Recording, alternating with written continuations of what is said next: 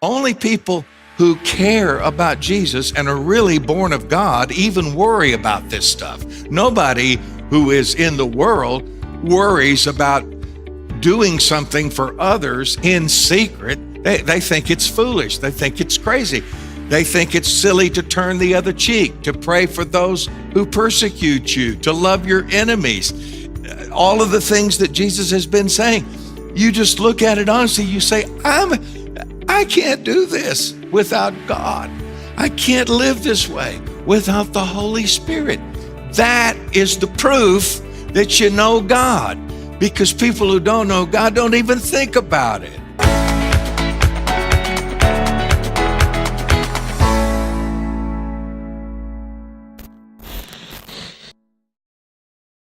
We're going to continue our studies in the Sermon on the Mount. This is session 26. If you haven't been here, we've now spent exactly one half of a year in the Sermon on the Mount, the greatest sermon ever preached by the greatest preacher who ever lived. It's Matthew 5, 6, and 7. And we're getting into chapter 6 starting tonight. And I'm calling this message Magnificent Obsession. Now, some of you may be familiar with that term. Actually, it originated with a book by Lloyd C. Douglas, who was a Lutheran minister who retired from the ministry at age 50 to begin writing novels. And he became a best-selling author with books like The Robe, Dr. Hudson's Secret Journal, and The Big Fisherman, Green Light, Disputed Passage. This man found a second calling, actually, in the Lord. All of his stories are Bible-themed. But his most famous book was probably his first book, which was Magnificent Obsession. It was published in 1929. It became a runaway bestseller. It was made into a movie twice by Hollywood, once in 1935, which is my favorite version, and again in 1954. When Douglas was interviewed about the book, Magnificent Obsession, and they asked him where he got the inspiration, he said, from the Sermon on the Mount. There's a verse in the Sermon on the Mount, and that's what we're going to look at tonight. That's the text of our Bible study tonight. Now, the message that's in the book has inspired millions. Listen to what motivational speaker Bob Proctor said about the book. Hello there and welcome. This is Bob Proctor with another 6 Minutes to Success. Do you know, in 1970, W. Clement Stone from the Combined Insurance of America was the wealthiest man in the world. He read a book called The Magnificent Obsession by Lloyd C. Douglas. And then he made up his mind he was going to follow what that book taught. And the idea is that you do something good for someone and don't let anyone know that you've done it. If they say thanks, you've been paid. Just put good out there and the universe will reward you. Now that is the concept behind the book, The Magnificent Obsession. An obsession is a persistent, disturbing preoccupation with an often unreasonable idea. Well, that is an unreasonable idea. It's the persistent, disturbing obsession with an often unreasonable idea. And this is a magnificent obsession. You're going to do something for other people, and you're not going to let anyone know that you've done it. Now, I want you to take the next 5 minutes and stop and think of who you can do something for, something that's really going to help people, and you're not going to let anybody know you've done it, even the person that you're doing it for. That's a phenomenal idea. Spend 5 minutes thinking about that, and then you might make a decision to turn that into a habit.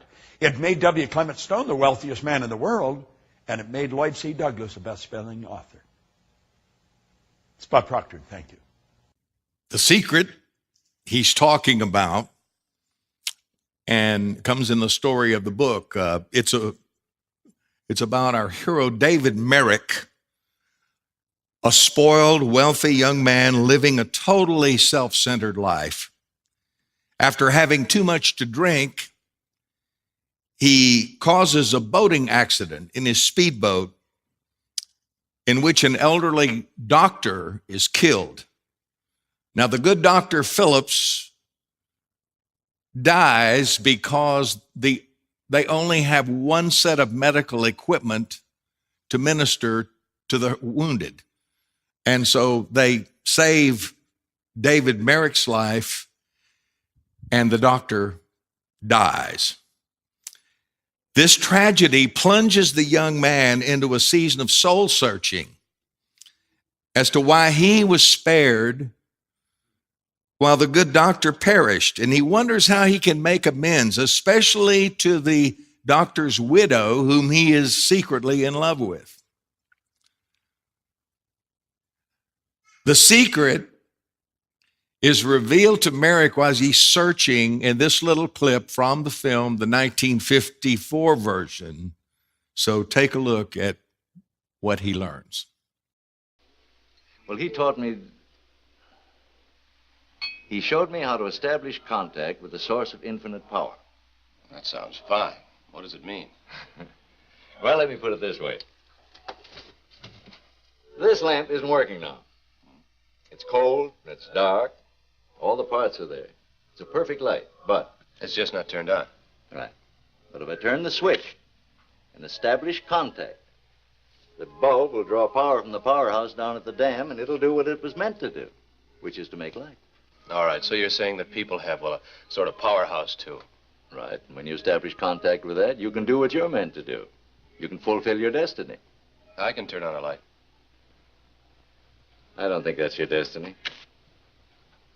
Do you? No, I guess not. But assuming there is a power of some kind, or whatever you want to call it, how do you establish contact with it? It's very simple. Just be of real service to people. Find people who need help and help them. But always in secret. Never let it be known. Never ask to be repaid. But if you're of service to people, why does it have to be kept secret? Well, that's probably the most important part of this belief. Let's go back to the powerhouse. If the wires in the dynamo are not protected by insulation, the power will be dissipated. Same thing goes for us. Most personalities are just grounded. That's all that ails them. I see. You mean keeping these good deeds secret is like insulating the power of your personality? Yeah, that's near enough. Well, if it works, fine. Obviously, it helped you. Isn't there anything in the world that you need that you haven't been able to get in the ordinary way? Not a thing. Except, I'd like to square myself with Helen Phillips. Oh? But if I just help out some poor joker, why does it follow that she's going to listen to me? I think you might be surprised at what follows after trying this way of life. Well, if it's as simple as all that, why, I'll certainly give it a chance. Now, wait, Merrick. Don't try to use this unless you're ready for it. You can't just try this out for a week like a new car, you know. And if you think you can feather your own nest with it, just forget it. Besides, this is dangerous stuff. One of the first men who used it went to the cross at the age of 33.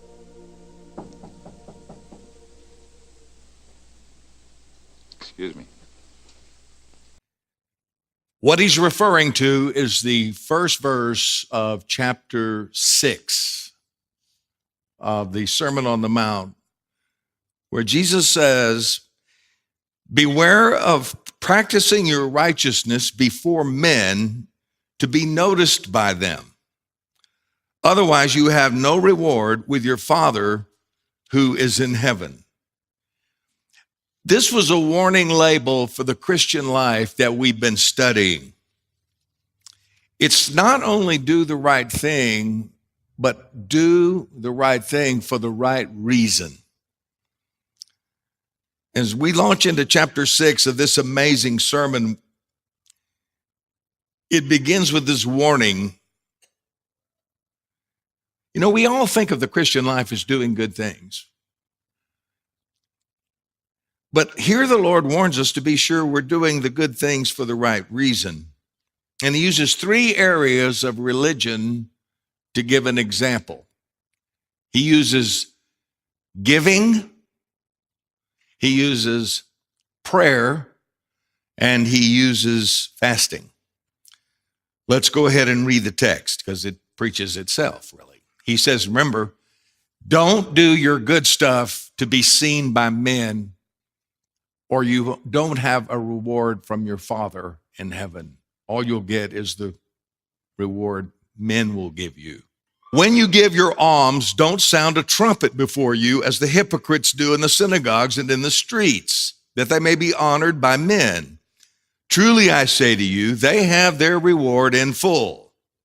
But when you give alms, don't let your left hand know what your right hand is doing, that your alms may be in secret. And your Father who sees in secret will repay you openly. Then he talks about praying.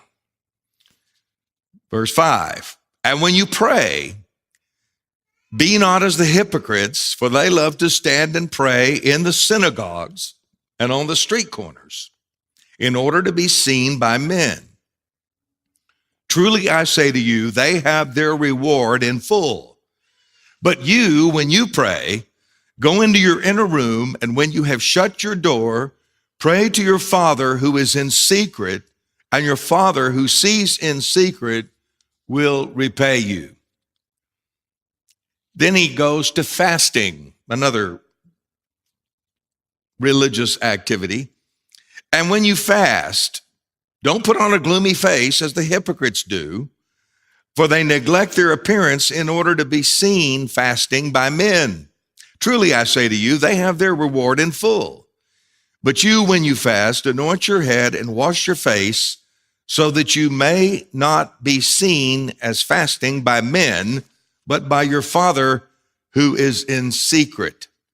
And your Father who sees in secret will repay you openly. Now, there's several little things here, and this is a short message tonight, okay, so I'm going to spare you. Few little important points. He says, not if you give, or if you pray, or if you fast. Every one of them, he says, when you give, when you pray, when you fast. So Jesus is assuming we're going to do these religious things, because this is about the normal Christian life. The whole sermon is Jesus' detailed description of what the Christian life ought to look like.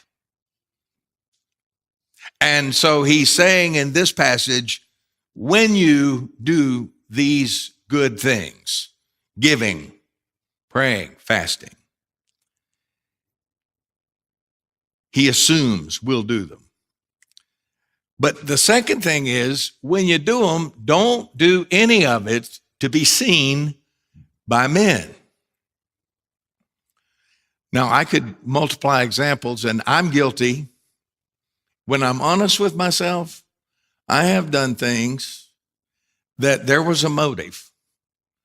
I probably wasn't aware of it sometimes. Maybe sometimes I was, but it was down in me. I said, well, you know what? I'm going to do this because they'll appreciate it. I know this will mean a lot. And how many of you know that's really another way of saying, I know it'll make me look good in the end. And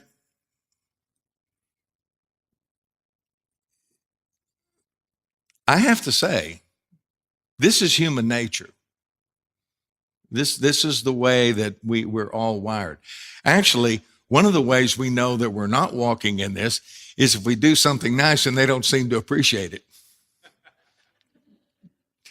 Because if you don't care who gets the credit, you know, let's say you should have kept it secret, but you didn't, and you did it and let them know that you did it, and then they didn't show the appropriate appreciation, well, then you got offended. Well, that means you've kind of missed the boat on all levels here.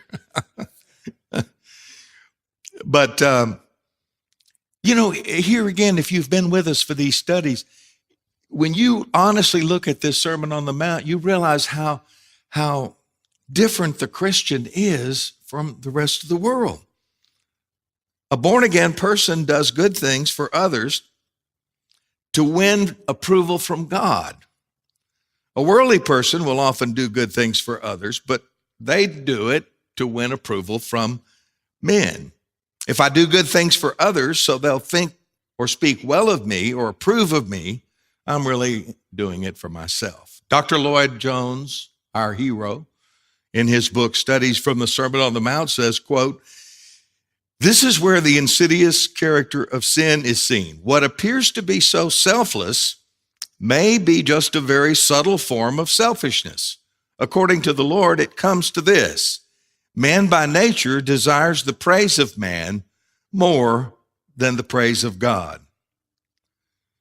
When I was preparing all these messages, some of you probably think I'm just telling you what you need to do, but I'm going to tell you, God has been, every time I get to work on one of these messages from the Sermon on the Mount, it's like God does this spiritual exam.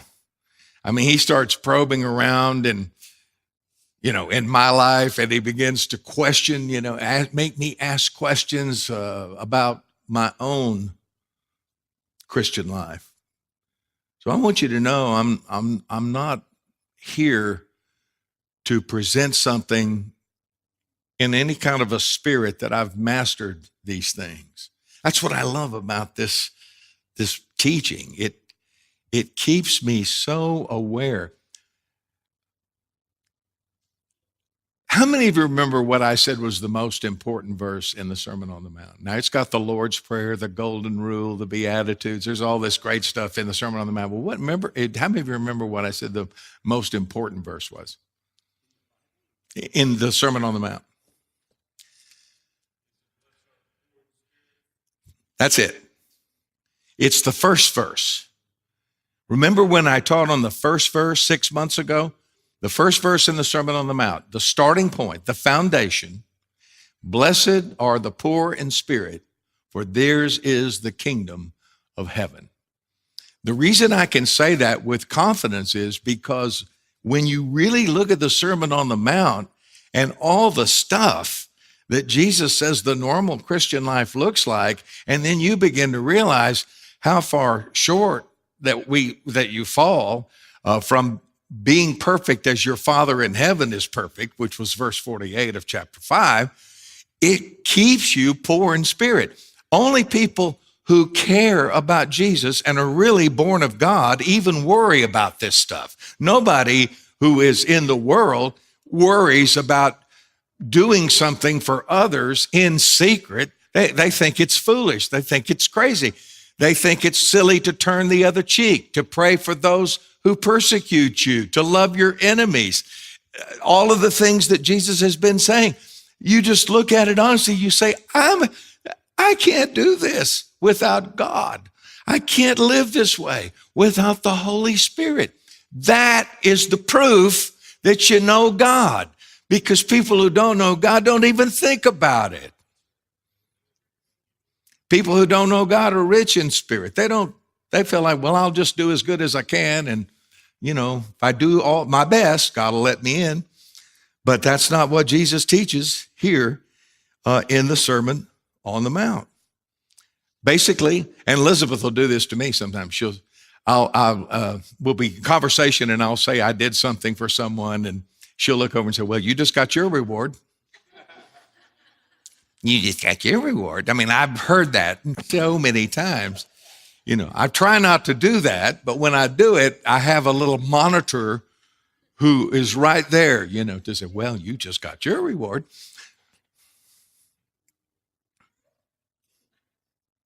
That's true. Because there is something in our old man, who I was before I was born again. That old man really wants to be liked, respected, wants to look good and be well thought of. And how much of our behavior is really motivated by that? Lloyd Jones says, ultimately, our only reason for pleasing men around us is that we may please ourselves. Our real desire is not to please others so much. We want to please them because we know that if we do, they'll think better of us. So how can I be delivered from this man-pleasing spirit? Jesus says, the only safeguard for your soul, the only way I can be free of a man-pleasing spirit is to do as much of my religion as possible in secret. Don't carry this to an extreme. You know, if you're a serious Christian, then you have to know that when you touch the subject, let's just say money, how do I guard my soul against the love of money? Jesus says you can't love God and money. Wow. Well, I like money, but he says you can't love it. You can't love riches. So if you're an honest Christian, you say, well, how do I guard my heart against that? The only thing that breaks the back of that is giving. Giving breaks the back of greediness or selfishness. It's the only thing. I've used this illustration before. I don't have a lot of money in my wallet tonight, but I've got a little bit. And these are presidents on here. Okay, they say money talks. I mean, it's true. These dead presidents, they actually talk. What do they say? They say, oh, you better hold on to me. Oh, you need me. You need me bad. Actually, what you really need in life is more of me. Just think how much happier you'd be if you had more of me in here. Because I can make you feel secure. I can make you feel happy. I knew that was coming.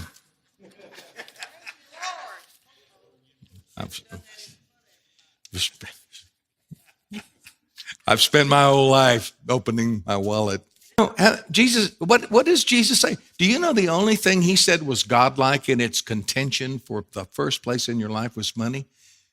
You cannot serve God and mammon. Truth is, you will serve one or the other. How do I insulate my heart from that? I have to give it, because giving, in a sense, dishonors this. It says, you know what? You're valuable, and I do need you, but I don't need you that much. So I'm going to give it. Boom. If you consistently give, you won't have a problem with love of money.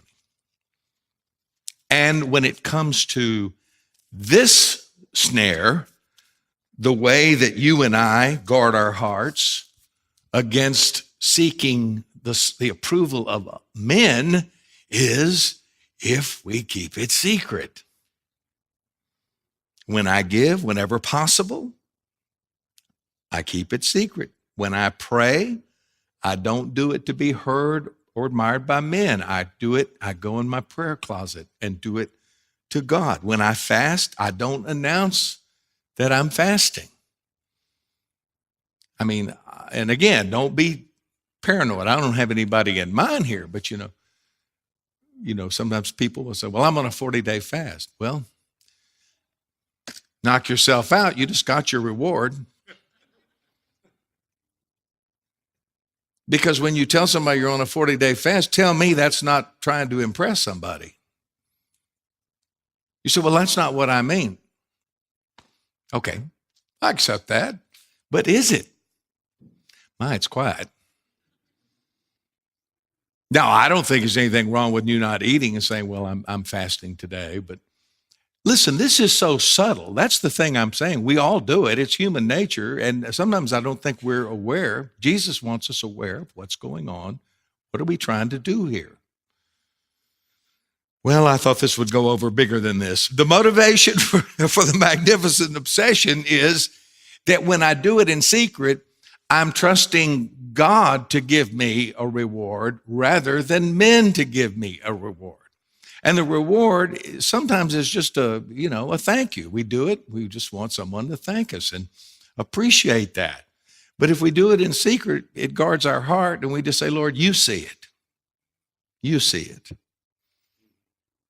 Now, some people carry this to an extreme, and that's not right. But the idea is what I do in secret for God and the glory of God alone, because I'm not seeking any credit. God sees it, and he rewards me. That's why he said in Matthew 6:4, you ever heard the saying, even the world uses, don't let your right hand know what your left hand's doing. Well, it came from the Sermon on the Mount. It's verse 4. When you give alms, don't let your left hand know what your right hand is doing, so that your alms may be in secret, and your Father who sees in secret will repay you openly. The lesson here is not to keep accounts of our good deeds. This is even more subtle, because I may do it. I may do some good things, and I may even do it in secret. But if I'm keeping a ledger, okay, you owe me that one, Lord. And I'm going to do that one over there. Okay, that's another one. I'm looking for my reward. That's why I say you got to be born of God to live like this, because all of us in our flesh, nobody's like this. Nobody. Jesus tells us that God keeps the books. We don't have to. There's something he said in Matthew 10:42 that we need to always encourage ourselves to. There's nothing you do this way that's unnoticed. It all goes on the record. Jesus said in Matthew 10:42, if you even give a cup of cold water to one of the least of my followers, you will surely be rewarded. Give the least thing to the least of my followers. How many of you know that is not a big deal? Just a cup of cold water done in the right heart to the least regarded among us. And Jesus said, you won't lose your what? Say it again. There's some kind of a thing in the church that thinks that God is not into rewards, or that we shouldn't care about rewards. That's not true. You don't go for the reward, but you expect a reward because God's the one that set it up. The Bible says one day, even if we're Christians, we know we're not going to hell, but there's a judgment seat that Christians go to. Not about whether you go to heaven or hell, but it says where you're judged according to what you did in the body. And where we answer, he'll say, okay, open the books. And it's not like, heaven and hell is a settled issue for you if you're born of God. You're not going to hell. You're going to heaven. But there is still a judgment where God is going, it says, everyone will be judged according to the deeds done in the body. And there are rewards. There are crowns. There are levels. Sorry, don't want to bust anybody's bubble, but it's true, isn't it, Larry? Absolutely. And there's nothing evil about that. All right, I got to quickly get to the close here. Let there be no confusion, because if you've been on your game, when I read, don't let men see what you do in Matthew 6:1, don't practice your righteousness before men. Some of you might remember in Matthew 5:16, a few verses ago, he said, let your light so shine before men that they may see your good works and glorify your Father in heaven. Now, you first look at those two verses and you say, now, which is it, Lord?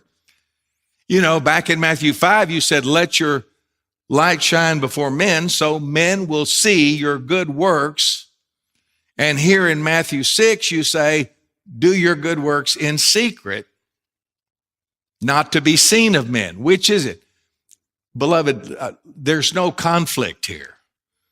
What he was saying back in Matthew 5 was that we are to live a life that's different from the world as salt and light, because people see our lives that are different and they say, this must be God.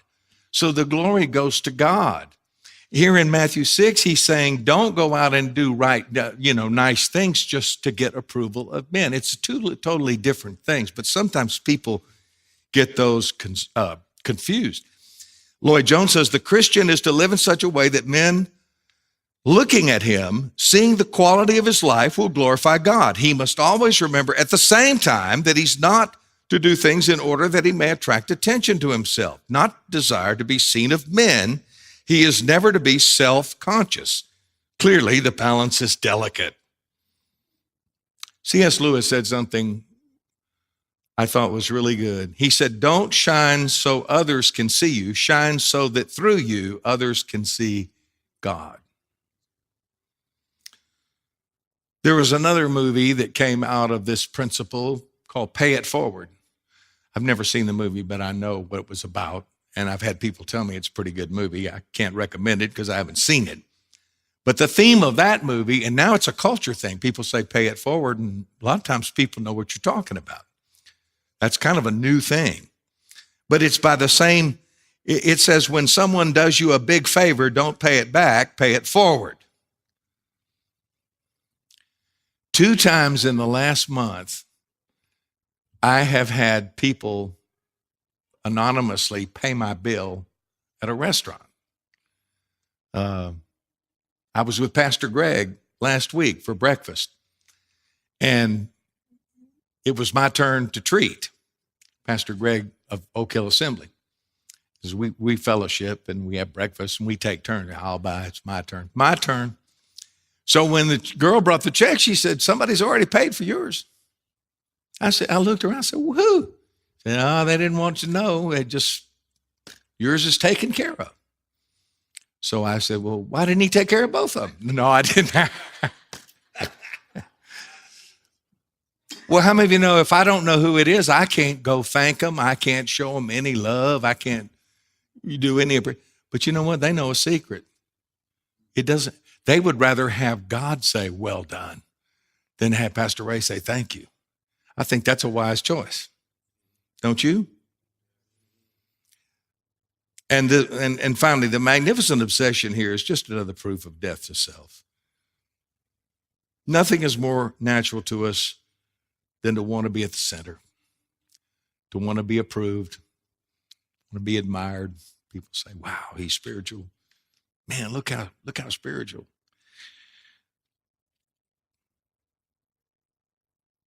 I heard about a Baptist deacon who won the award for the most humble man in the church, and they gave him a ribbon. And when he wore it, they took it away from him. Most humble until he put the ribbon on. Instead, we want to be like Jesus, because if there's anything Jesus did, he never sought the spotlight. Did you notice that? I mean, even the way he came into the world, no fanfare, born in a manger, kind of an obscure family, nothing there to commend himself to men. He stayed in the background, He was 30 years old before he even started to minister. Can you imagine being God in the flesh and containing your godness for 30 years? I mean, man, if I was God, I'd have let him know as soon as I could sit up in the cradle. I'm special. Boy, are you blessed. Not everybody has God for a baby. But no, not Jesus. I mean, he just went about doing good. And notice, and sometimes when crowds came, he'd go hide. He'd just take off. He wasn't loud. The Bible says he would not lift his voice in the streets. He wouldn't make a trumpet sound. Lloyd Jones says, nothing we have done will be forgotten. The smallest act will be remembered by God. So the magnificent obsession is to give, pray, fast in secret. God will reward us in the open. Amen.